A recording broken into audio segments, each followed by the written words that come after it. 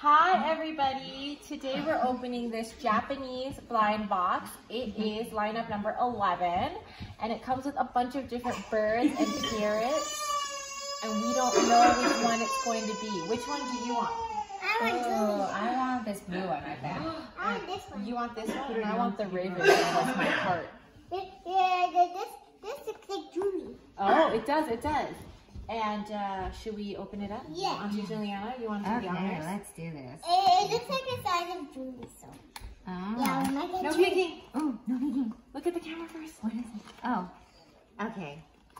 What is it? Oh, I told you. It's an owl.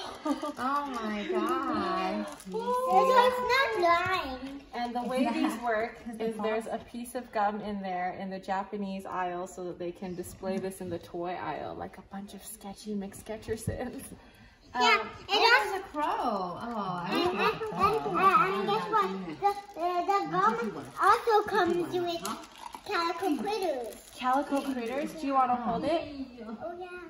Oh, look, there's like a chubby bunny here too. Yeah, a chubby hamster and a chubby bunny. So cute. This is really cute, huh? Thanks for watching, everyone.